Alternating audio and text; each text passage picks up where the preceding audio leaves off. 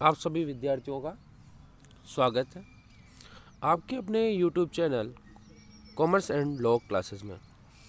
आप सबसे उम्मीद होगी आज हम नए टॉपिक के साथ मिल रहे हैं। जैसा कि आपने पूर्व में 2 वीडियो देखे होंगे, उसके संबंधित यदि किसी प्रकार का कोई डाउट है तो आप नोटिफिकेशन में लिख सकते हैं। जैसा कि किसी बच्चे ने मुझे कहा था कि सर आपका टेलीग्राम चैनल मुझे नहीं मिल पा रहा है, तो टेलीग्राम चैनल का मैंने लिंक भेज दिया है। आप उस डिस्क्रिप्शन बॉक्स में जाकर उस पर क्लिक करके टेलीग्राम चैनल को ज्वाइन कर सकते हैं।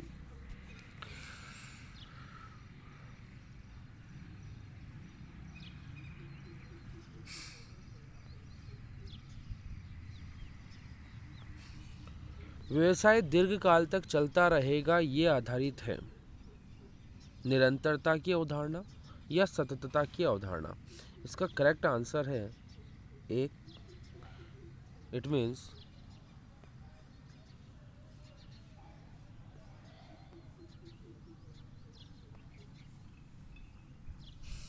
सततता क्या होती है?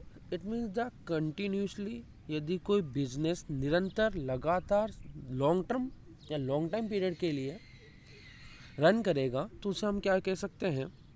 सततता की अवधारणा। इट मीन्स निरंतरता की अवधारणा। ये चीज़ ध्यान रखें कि एग्जाम के अंदर या तो सततता आएगी या निरंतरता आएगी। नेक्स्ट सेकंड क्वेश्चन, अनुदारवादिता की संकल्पना चिट्ठे में प्रदर्शित करती है। अनुदारवादिता इट मीन्स होता है रूढ़िवादिता, और रूढ़िवादिता ये कहती है कि सिर्फ होने वाले आगामी हानियों को ध्यान में रखा जाएगा, लाभों को नहीं। तो संपत्तियों का अवमूल्यन हो जाना हमारे लिए रूढ़िवादिता अवधारणा को जन्म देता है। एक फर्म के मालिक ने 100 रुपये मूल्य के 2 बैग खरीदे और उनका लेखा संपत्ति खाते के स्थान पर लाभनी खाते में कर दिया। ये किया गया है। सारता की अवधारणा, मुद्रा मापांकन, सततता और सत्ता। देखो, आपको सबसे पहले जब किसी क्वेश्चन का आंसर पता नहीं चल रहा है तो सबसे पहले जो हो सकता है मैं भी उसको पहले क्रॉस करना चाह रहे। सततता की सत्ता की अवधारणा, क्या इन्होंने व्यापार और व्यापारी की स्थिति के बारे में बताया? नहीं। क्या इन्होंने फर्म को निरंतर चलने के बारे में? नहीं। ये माना कि मुद्रा मापांकन है, लेकिन ये एक माइक्रो लेवल के एक्सपेंसेस है, बहुत ही मिनिमम लेवल है इनका। तो ऐसी कंडीशन में 100 रुपये मूल्य के 2 बैग, ये हमारे सारता संबंधी यदि जब भी कोई छोटी मोटी अमाउंट असेट्स के रूप में मानकर दिखा दी जाती है तो वहाँ पर सारता की अवधारणा का उल्लंघन होता है। कौन सी अवधारणा का? सारता की अवधारणा का। नेक्स्ट, लाभ हानि खाते प्रतिवर्ष एक निश्चित अवधि के लिए तैयार किए जाते हैं। ये क्या है? साफ ही दिख रहा है, समय अवधि अवधारणा। द्विपहलू अवधारणाओं के आधार पर लेन देनों की अभिलेखन की विधि है। कौन से पहलू? द्विपहलू। तो वो है दोहरा लेखा प्रणाली।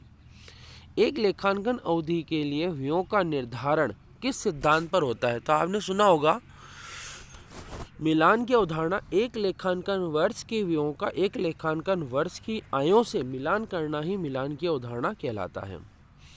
नेक्स्ट, उत्पाद के विक्रय से आगम को सामान्यतः उस अवधि में वसूल किया जाता है जिससे उत्पाद के विक्रय से आगम को सामान्यतः उस अवधि में वसूल किया जाता है जिससे रोकड़ वसूल की जाती है या विक्रय किया जाता है। रोकड़ वसूल की जाती है, भैया रोकड़ किस चीज़ की वसूल करनी है? जिसे हम विक्रय करेंगे उसी अवधि के दौरान उस विक्रय राशि को प्राप्त करेंगे।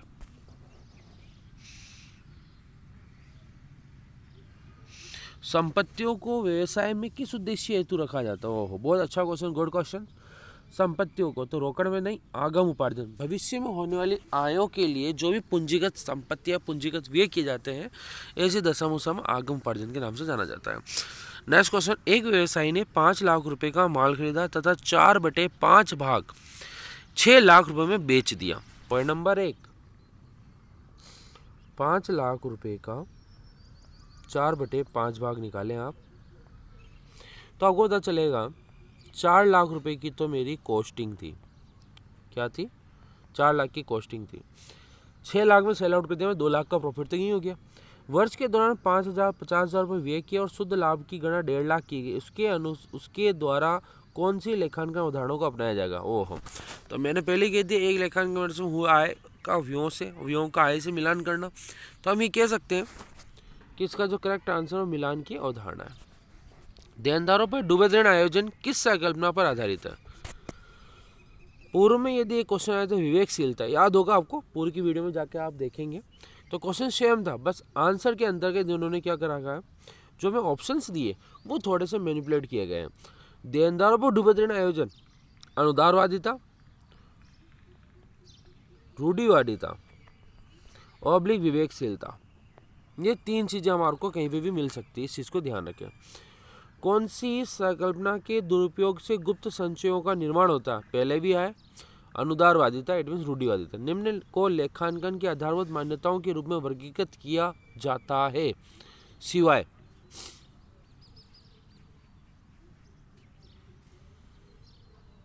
निम्न को लेखांकन की आधारभूत मान्यताओं के रूप में वर्गीकृत किया जाता है तो सततता की मान्यता है, एकरूपता की मान्यता, उपार्जन। लेकिन प्रत्येक अस्तित्व अपने आप में ही एक अवधारणा है, ना कि ये मान्यता है। तो इस चीज़ को ध्यान रखें कि निम्न को लेखांकन की आधारभूत मान्यताओं के रूप में वर्गीकृत किया जाता है, सिवाय, तो ये लेखांकन प्रत्येक अस्तित्व की एक अवधारणा है, ना कि ये मान्यता है, क्योंकि मान्यता और अवधारणाओं के बीच में कोई डिफरेंस दिया गया है जो माइक्रो लेवल का है। नेक्स्ट, वित्तीय विवरण के 2 प्राथमिक गुणात्मक लक्षण लिखिए। किसके? वित्तीय विवरण के। तो देखो भैया, संबद्धता और विश्वसनीयता। संबद्धता और विश्वसनीयता करेक्ट आंसर 1 है। यहाँ संबद्धता और विश्वसनीयता, फर्स्ट ऑप्शन, फर्स्ट और थर्ड दोनों सेम है, लेकिन ध्यान रखें प्रिंटिंग मिस्टेक है, यहाँ पर संबद्धता नहीं आएगा, यहाँ तुलनीयता आ सकता है, या कुछ भी एनीथिंग अदर, प्रासंगिकता आ सकता था। तो ये ध्यान रखें कि वित्तीय विवरणों के 2 प्राथमिक गुणात्मक लक्षण है, संबद्धता और विश्वसनीयता। स्थायी संपत्ति का लेखा लागत पर सुनिश्चित करना से जुड़ा होता है, किस पर? लागत से। तो सीधी बात है, लागत अवधारणा लेखांकन के मूल तत्व में होता है। एक तो मैं बता दूं आपको, इस क्वेश्चन को थोड़ा ध्यान से देखेंगे आप, तो ये होता है हमारे पास में चलन, मिलान और सततता। चलन,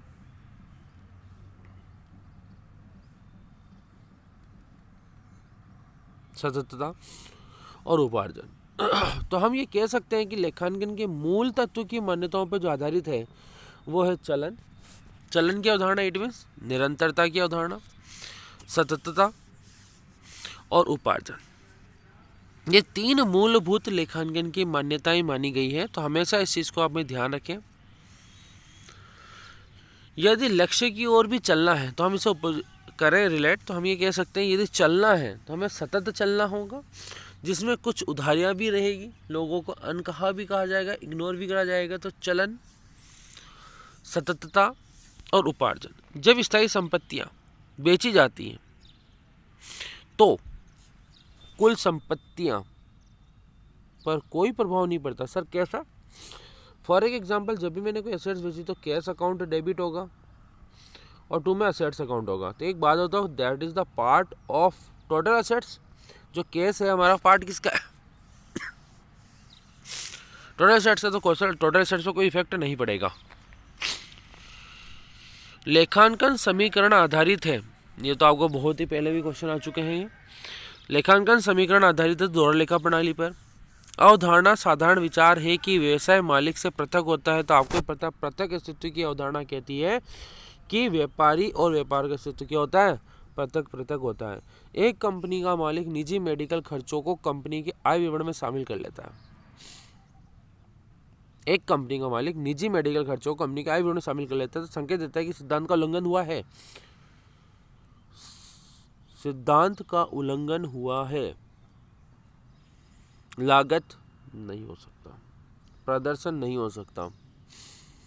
रूढ़िवादिता ये कहता है कि भविष्य में होने वाले लाभों हानियों को ध्यान में रखा जाएगा, ना कि लाभों को। तो ये भी नहीं हो सकता। सतत संस्थान की अवधारणा। सर ऐसे कैसे? आपको सॉरी, शुरू में कह चुका हूं मैं, सेपरेट एंटिटी, व्यापारी और व्यापार का अस्तित्व पृथक पृथक है। तो जो आपने व्यापारी हमने खर्चे व्यापार में क्यों दिखाए? नहीं दिखानी चाहिए। इसे कहते हैं सत्ता या पृथक अस्तित्व या सतत संस्थान की अवधारणा। क्या बोला मैंने? सत्ता, पृथक अस्तित्व और तीसरा सतत संस्थान की अवधारणा। वित्तीय विवरण के दो प्राथमिक गुण हैं, अभी पढ़ा हमने, सतर्कता और विश्वसनीयता। बाहरी पक्ष से लिया गया धन दायित्व है। मशीन की लागत 1 लाख, स्थापना व्यय 10,000। 31/3/2020 को बाजार मूल्य 1,20,000। लेखों को अंतिम रूप देते समय यदि कंपनी की मशीन का मूल्यांकन 1,20,000 पर करती है तो कंपनी किस अवधारणा का उल्लंघन करती है? लागत की अवधारणा। क्योंकि लागत अवधारणा ये कहती है किसी भी संपत्ति का मूल्यांकन लागत पर किया जाएगा, ना कि बाजार मूल्य पर। और यदि बाजार मूल्य और लागत मूल्य पर किया, यदि अंतिम स्टॉक है तब तो रूढ़िवादिता, और यदि कोई एसेट्स और उसका मूल्यांकन इस तरह से हुआ है तो उसको कहते हैं लागत। नेक्स्ट, 1/4/2019 को पूंजी इट मीन्स कैपिटल 90,000 की थी। एडिशनल कैपिटल इंट्रोड्यूस की गई 25,000 की, ड्रॉइंग था 35,000 का, और क्लोजिंग है 125,000 की। तो लाभ की राशि होगी मीन्स प्रॉफिट। तो देन आपको यदि बता दूं तो opening 90, 25 and the drawings 35 less. After date जो भी आएगा वो मेरी क्लोजिंग होगी, और क्लोजिंग है 125 की। देखिए 90 + 25 - 35 इक्वल टू 80। क्या बोला मैंने? ये 80,000। But how to increase the closing capital? Then जब मैंने एनुअली या करंट ईयर के अंदर कोई प्रॉफिट अर्न किया होगा तभी मेरी क्लोजिंग कैपिटल इंक्रीज होगी। तो that is the difference part. Difference part जो है वो हमारा प्रॉफिट है। तो 80 - 125 45 हमारा प्रॉफिट। करेक्ट आंसर का 45,000। गैप होता है सामान्य स्वीकृति लेखांकन सिद्धांत, जिसे कहते हैं general accept accounting principles. Next, सामान्य समझौता है सामाजिक और आर्थिक जीवन के क्रियाओं पर उपयोग होता है, या यदि हम देखा जाए तो हम ये कहते हैं सामाजिक और आर्थिक जीवन की क्रियाओं पर जो उपयोग होते हैं वो लेखांकन परंपराएं होती हैं। तो लेखांकन परंपराएं एक सामान्य समझौता है जो सामाजिक और आर्थिक जीवन की क्रियाओं पर उपयोग होती है। दोहरी प्रविष्टि सिद्धांत का मतलब होता है हर डेबिट के लिए एक क्रेडिट या इसके विपरीत होना। लाभ हानि संभावित हानियों के लिए बनाए गए आयोजन का रूढ़िवादिता का रिवाज का कोई निष्कर्ष नहीं निकलता है। अमूर्त संपत्तियों की आवश्यक वसूली इस लेखांकन सिद्धांत के अनुसार की जाती है। अमूर्त संपत्तियों की आवश्यक वसूली इस लेखांकन सिद्धांत के अनुसार की जाती है। मिलान की अवधारणा। अमूर्त संपत्ति जो होगी इंटेंजिबल एसेट्स है। वसूली इस लेखांकन, आपको ही पता है कि एक लेखांकन अवधि में व्ययों का आय से मिलान किया जा रहा है। तो मैंने इंटेंजिबल एसेट्स में यदि कोई खर्चा किया है या उनसे मुझे कुछ रिसिप्ट हुई है तो उसे हम कहते हैं मिलान के दौरान। रखा हुआ लाभ स्टॉक के संबंध में है तो इसका उपयोग लाभांश के भुगतान के लिए नहीं किया जाना चाहिए। निम्न में से कौन सा लेखांकन सिद्धांत इसको शामिल करता है? वसूली की अवधारणा। यदि सतत अवधारणा की वैधता लंबी नहीं होती तो निम्न में से कौन सत्य होता? आपको एक बात बता दूं, सतत अवधारणा का मतलब निरंतरता और कंटिन्यूसली चल रही तो संपत्तियों को मूर्त और अमूर्त में बांटा जाता है। तो एक विनियोग के रूप में रखी गई भूमि इसके वसूली मूल्य पर मूल्यांकित होती। बिल्कुल करेक्ट आंसर है, क्योंकि वो एक तरीके से हमारे लिए एसेट्स नहीं बनती। राम 90,000 रुपये से व्यवसाय शुरू करता है और फिर श्याम से 23,000 रुपये उधार माल खरीदता है, तो लेखांकन समीकरण में क्या होगा?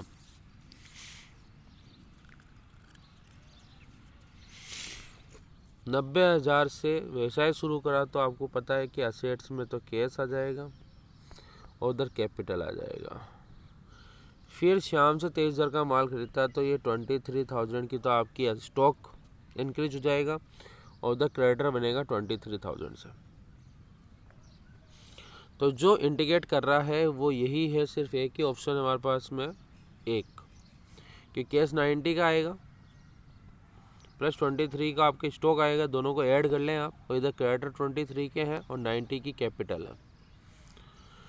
लेखांकन की खिड़की सजावट का मतलब विनियोगों को आकर्षित करने के लिए ज़्यादा का ज़्यादा लाभ दिखाना, जिसे कहते हैं विंडो ड्रेसिंग। कौन सा वित्तीय विवरण लेखांकन समीकरण को प्रदर्शित करता है? चिट्ठा। राम 10,000 रुपये के लिए कार खरीद 10,000 रुपये के लिए कार खरीदता, 3,000 रुपये का नगद भुगतान शेष राशि को 3 समान किस्तों में दे होने में भुगतान करेगा। इसके अनुसार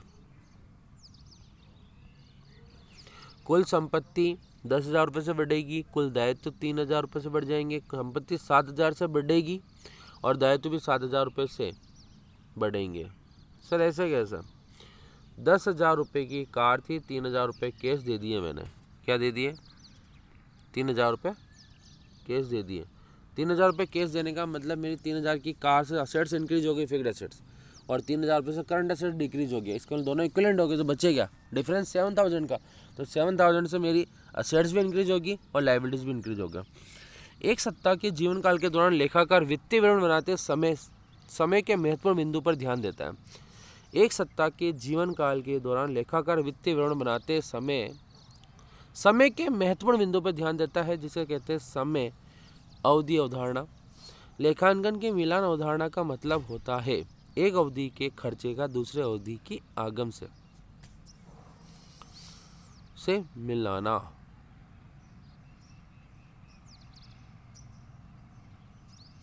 ये ध्यान रखें कि ये जो दूसरी अवधि है इसको यहाँ से हटाएं, क्योंकि हम बात बुक की नहीं करते, क्योंकि हम में और इनमें अंतर क्या रह जाएगा? उसी अवधि के आगम से मिलाना। मतलब एक लेखांकन वर्ष के खर्चों को उसी लेखांकन वर्ष की आगम से मिलाना कहलाता है। मालिक द्वारा लगाई गई पूंजी का लेखा एक दायित्व की उत्पत्ति का निर्धारण करता है, उसे कहते हैं प्रत्यक्ष अस्तित्व। कौन सा अस्तित्व? प्रत्यक्ष अस्तित्व। पैसों की भूल राउंड आंकड़ों में वित्तीय विवरण में दिखाना आपको ही पता है, सारता की अवधारणा कहलाएगा।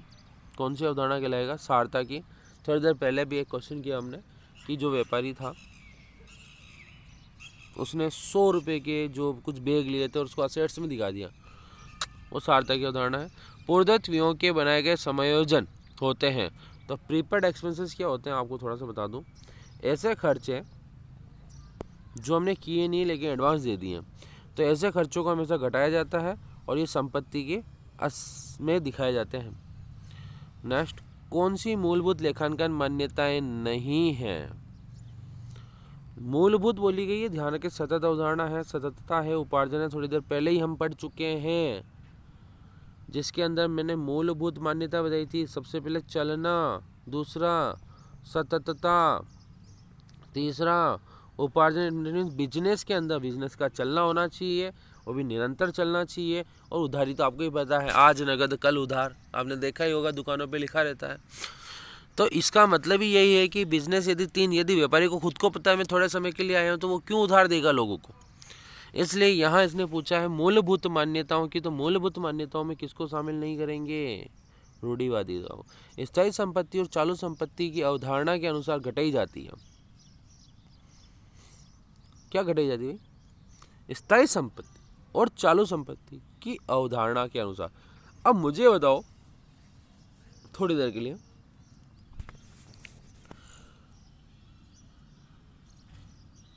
यदि आपसे पूछा जाए कि स्थायी संपत्ति और चालू संपत्ति को किसे कहते हैं, तो हम ये कहते हैं 1 वर्ष से अधिक 1 वर्ष से कम, ये भी समझ में आता है। और कौन सी संपत्ति, मान लो मेरा बिजनेस रहना भी 1 साल के लिए करना, तब क्या कर लोगे आप? इसका निरंतरता होनी चाहिए बिजनेस में, तो इसका करेक्ट आंसर है निरंतरता। यदि सतत संस्थान की जगह निरंतरता लिखा है तो उस चीज़ को भी आप करेक्ट कर लेना, वहाँ इस चीज़ को मत सोचना। समय अवधि मत करके आना, क्योंकि समय अवधि एक लेखांकन वर्ष के एक लेखांकन आय और व्ययों के विवरण को इंडिकेट करता है, ना कि स्थायी संपत्ति और चालू संपत्ति को करता है। स्थायी संपत्ति और चालू संपत्ति यदि डिस्ट्रीब्यूट होगी तो वो सतत अवधारणा पर ही होगी। व्यवसाय की विरुद्ध स्वामी के कोषों को छोड़कर अन्य सभी कहलाते हैं। आपको खुद को पता है, वो सब दायित्व होते हैं। मौद्रिक व्यवहारों को लेखा पुस्तकों में दर्ज किया गया किस अवधारणा के आधार? मुद्रा मापन की अवधारणा, क्योंकि जब तक वो मुद्रा में नहीं होंगे तब तक हम उसको पुस्तकों में नहीं लिख सकते। संपत्तियों को 6,60,000 रुपये में क्रय किया, 1,20,000 रुपये का नगद 1,20,000 रुपये का नगद भुगतान और शेष के लिए 60 दिन का बिल लिख दिया। अब थोड़ी देर के लिए मेरी बात सुनना भाई, जैसे सही समझे क्या प्रभाव है, फिर सुनना।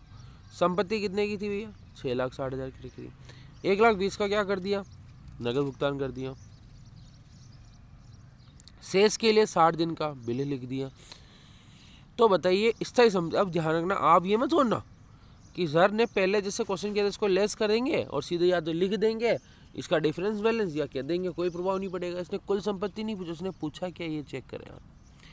स्थायी संपत्ति, तो स्थायी संपत्ति तो 6,60,000 की आई, इसलिए हम इसे कहेंगे कि 6 लाख। अब सर इसके 3 क्वेश्चन बना सकता हूँ मैं यहाँ पे। पहला, यदि संपत्ति 6,60,000 की है और इससे 1,20,000 रुपये नगद भुगतान किया गया तो क्वेश्चन ये कहेगा बताइए कुल संपत्ति पे क्या प्रभाव पड़ा, तो आप बोलोगे कुल संपत्ति पे कोई प्रभाव नहीं पड़ा। दूसरा, यदि मैंने 60 दिन का बिल लिख भी दिया, 60 दिन का बिल लिख दिया, अब ये बोले कि चिट्ठे पे क्या प्रभाव पड़ा, तो आप ये बोलोगे ये 60 से और 1,20 से लेस करें तो बचे आपके 60 + 5 40, 40, तो ये तो पड़ा आपकी कुल संपत्ति प्रभाव। यदि कि चिट्ठे पे क्या प्रभाव पड़ा, तो मैं कहूँगा चिट्ठे के अंदर जो असेट्स है वो तो मेरी 5,40 से इंक्रीज हो जाएगी और 5,40 से मेरे दायित्व भी इंक्रीज हो जाएंगे क्योंकि वो मेरी बैलेंसिंग बिल्स पेएबल होंगे। नेक्स्ट तीसरा जो भी इन्होंने बना के दीजिए, स्थायी संपत्ति पर क्या प्रभाव पड़ेगा। स्थायी संपत्ति पर क्या प्रभाव पड़ेगा, तो स्थायी संपत्ति पर 6,60,000 रुपये से ही प्रभाव पड़ेगा, अदर कोई प्रभाव नहीं पड़ेगा। गुरु लिमिटेड ने 10 लाख रुपये मशीन को क्रय किया, स्थापना में 20,000 रुपये। इस मशीन का बाजार मूल्य 12 लाख रुपए है। कंपनी ने वर्ष के अंत में मशीन को बाजार मूल्य पर मूल्यांकित किया। लागत अवधारणा, यदि आपने जिस पर खरीदा है उसी वो चिट्ठे में दिखा, ना कि बाजार मूल्य से। निजी उपयोग के लिए 2,000 रुपये निकाले, ये किस खाते को डेबिट करेगा, ड्राइंग खाते को। अनुमानित विक्रय मूल्य घटाओ अनुमानित विक्रय की लागत, तो शुद्ध वसूली मूल्य आएगा। इट मीन्स यदि ये कह रहा है estimated sales value minus estimated cost of sales, तो देन जो बचा होगा वो क्या कहलाएगा, नेट प्रोसीड्स वैल्यू। ना चुकाया गया खर्चा क्या कहलाता है, बकाया दायित्व। लेखांकन अवधि में किस अवधारणा के अनुसार संपत्ति की प्राप्ति लागत को चिट्ठे में दर्शाया जाता है। अभी ऊपरी बात करी हमने लागत अवधारणा के आधार पर। यदि देनदार से 50,000 रुपये प्राप्त किए जाते हैं तो शुद्ध संपत्ति पर क्या प्रभाव पड़ेगा। शुद्ध संपत्ति बोला गया है, कोई प्रभाव नहीं पड़ेगा। प्रवर्तक स्वामी को व्यवसाय का लेनदार माना जाता है, तो क्या अनुसार, किसके अनुसार भाई, सत्ता की अवधारणा के अनुसार। बट्टे व प्रावधान रूढ़िवादिता की अवधारणा, हमें पता है भविष्य की हानियों को देखना है ना कि लाभों को। 3 उपार्जन सिद्धांत। अब आप मुझे बताओ, यदि आप इसको ये नहीं देखोगे, अब मुझे बताओ इसका आंसर क्या होगा। तो 3 आधारभूत लेखांकन आपको पता है। सबसे पहले क्या चाहिए था मुझे, चलन। चलन का मतलब चलना, निरंतरता। दूसरा सततता और तीसरा उपार्जन। अब ये देखें 1, 3, 4 कहाँ है, तो 1, 3, 4 सिर्फ और सिर्फ सेकंड वाले आंसर में, तो ये हमारा आंसर होगा सेकंड। देनदारों पर देनदार 50,000 रुपये 5% की दर से देनदार बट्टा आयोजन करना है, किस अवधारणा, रूढ़िवादिता। वर्ष के अंत में बकाया खर्चों को लाभानी खाते में दर्शाया जाता है, किस अवधारणा के अनुसार। आप ही मुझे बता दो, बकाया खर्चे किस में, उपार्जन की अवधारणा। रूढ़िवादिता क्या होती है, भविष्य की हानियों को लिया जाएगा, लाभों को नहीं लिया जाएगा।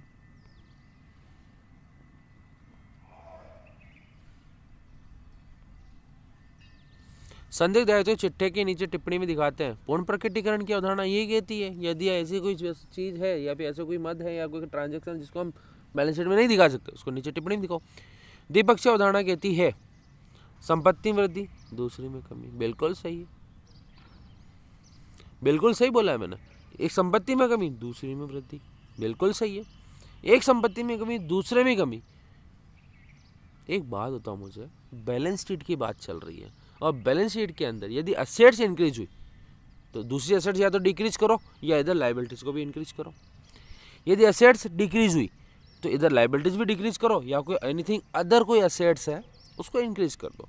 तो क्वेश्चन ने क्या कहा, नहीं बोला भैया। तो करेक्ट आंसर होगा एक संपत्ति की कमी और दूसरे में कमी, दोनों ही कम हो जाएंगे। तो भैया बैलेंस शीट इक्वल कब होगी, इस चीज को आप ध्यान रखें। यह नियम की लागत और बाजार मूल्य जो कम उस पर अवधारणा, ये तो रूढ़िवादिता है। लेखांकन मानक के लिए अति आवश्यक है कंपनी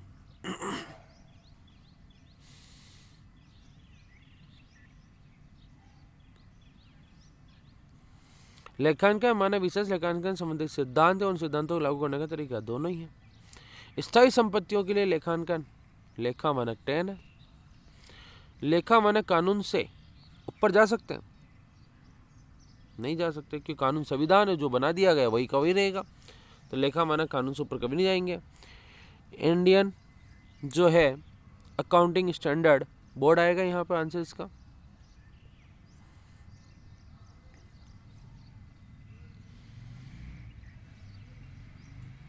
नेक्स्ट, लेखांकन मानक का उद्देश्य सभी।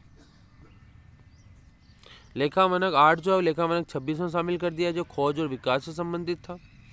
लेखा मानक 2 है जो स्कंद का मूल्यांकन है। आगम की पहचान 10 है, हास्य 6 है, लेखांकन नीतियाँ 1 है। इस चीज़ को आप ध्यान रखें, जरूरी नहीं कि जो पूछा गया वही ध्यान रखें। 1 है, ये स्कंद का मूल्यांकन 2 है, आगम 10 है और हास्य 6 है। Thank you so much watching this video. इसी तरह की वीडियो या नोटिफिकेशन को प्राप्त करने के लिए बेल आइकन पर क्लिक करना ना भूलें।